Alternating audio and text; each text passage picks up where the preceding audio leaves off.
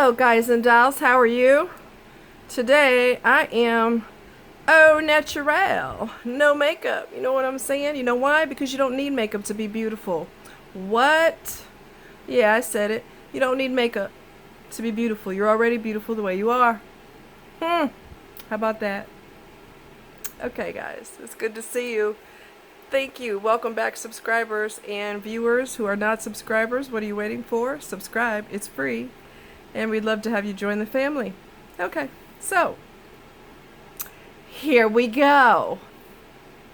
This is going to be like a combo video. It's going to be talking about different things that, my God, the experiences I've had with narcs. Wow, I mean, it's been, it's been nonstop over the years, and I don't know.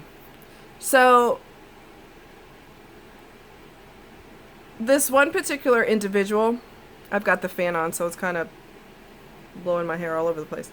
It's extremely, scorching hot here. The heat index is like between 105 and 110, so it's not been fun, to say the very least. So, anyway,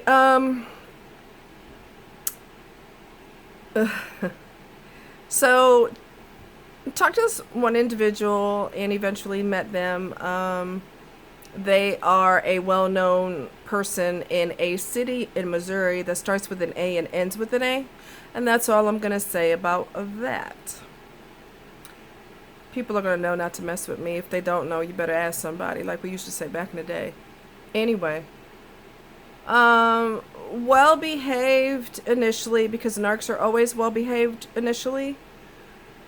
And that always changes, without fail, that always changes. And had gone out with this person, talked to them every day on the phone. Everything was cool.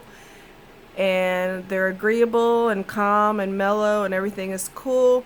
And then it changed. And I'm pretty sure I know what the trigger is, and we'll get to that in a minute. Oh, and I do have a little bit of makeup. I have just a little bit of lipstick, a neutral lipstick. So, moving right along. So, the person was so agreeable. I mean, so calm. And I could be a spaz sometimes. So, like, somebody who's calm, that works for me. Kind of evens things out with me, But as you know, with narcs, what you see is not always what you get. You know that. What you see initially could very well be, and 9 times out of 10 is razzle-dazzle. That's not who they really are. So, I'm hoping I'm not wobbling around too much. Hold on here. I got my lounger on with all my colors because I like colors. I'm West Indian, so we love our colors, baby.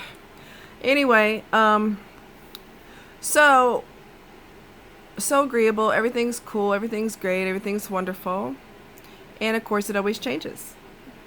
As per the usual, it always changes.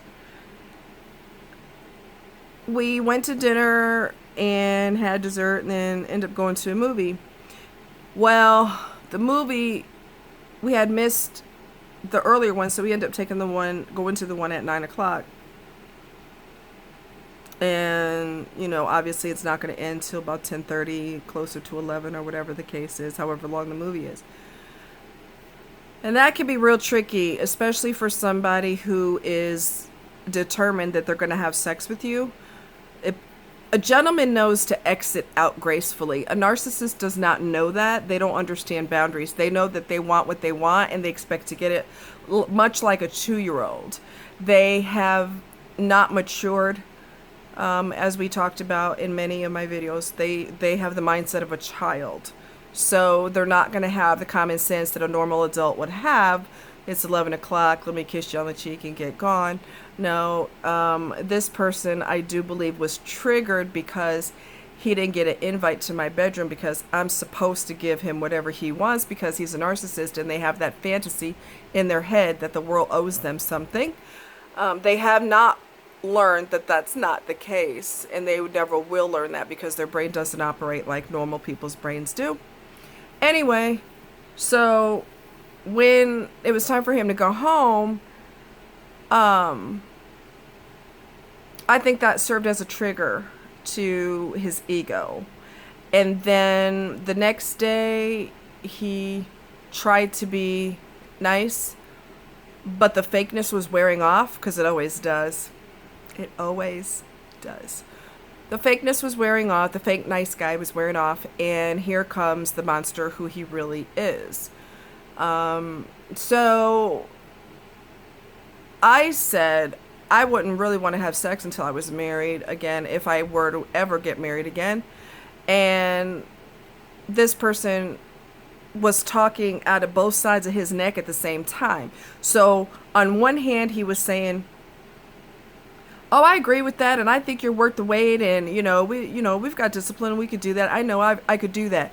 And then almost in the same breath, back to back, then he all of a sudden said, and then as the evening wore on, just kept being more and more argumentative and disagreeable, because that's how narcissists operate. They are gonna fight with you. They are gonna argue with you. Your opinion is irrelevant. Okay? Your opinion is irrelevant. So argued about the sex thing indefinitely, and I'm not gonna argue with you. I own the V, you don't. It's mine. Screw off. I mean, it's just that simple. And then even in the midst of all of that, because he got his ego hurt that he didn't get invited to my bedroom. My house is not a brothel. I'm sorry. No one told you that, but let me be the first to tell you, my house is not a brothel. Anyway, so wow. So argued about the sex thing, and what if we don't have discipline, and we're going to go on overnight trips, and that's going to be really difficult, and you're so pretty, and you're laying in the bed, and I'm laying in the bed, and blah, blah, blah, blah, blah, blah, blah. And, it's hard to have control and all this other stuff, even though this person claimed, which could be a bull-faced lie, because narcs do lie, they're pathological liars. "Oh, when I was married, my wife died, she had cancer, or she had a heart attack, blah, blah, blah. There was a period where we couldn't have sex, and I was okay with it, and I didn't cheat on her, and I would never cheat on you, etc., etc., etc."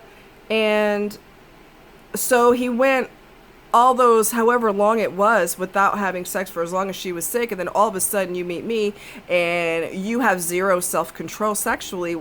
Something's not adding up. That doesn't even make any sense. That doesn't make any sense. Are you 15? Well, yes, they are. Right? They're stuck in a child's mindset, so they're horny teenagers. It is a 911 emergency to get up in there. 911 emergency to get up in there. I cannot survive unless I'm having sex. I will go into heart failure, liver failure, kidney failure. Look it up in the medical books. It's a real thing. Right. So, anyway, my son's in the background. My puppy is in the background. Anyway, wow. Then resorted, with the arguments about sex, then resorted to fighting and arguing about telling me how I think. Well, you think this way and you feel this way. Don't freaking tell me what I think and feel. I'm a grown woman. Don't tell me what I think and feel. But this is all to try to break you down. This is all domination and control. This is all... I know I watched your videos, and I know you're a strong person, and I really should not, if I had any sense in my head, I shouldn't even try it with you, because you know narcissism like the back of your hand.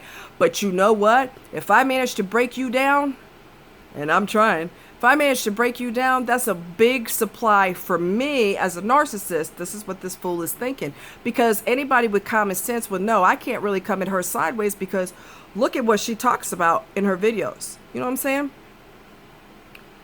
Yeah, his penis is going to fall off if he don't get some. You're going to die if you don't eat. You're going to die if you don't drink. You're not going to die if you don't get laid. Knock it off. You're acting like an immature child, which is exactly what you are. So anyway, oh God, what? Domination and control, I'm going to break her down.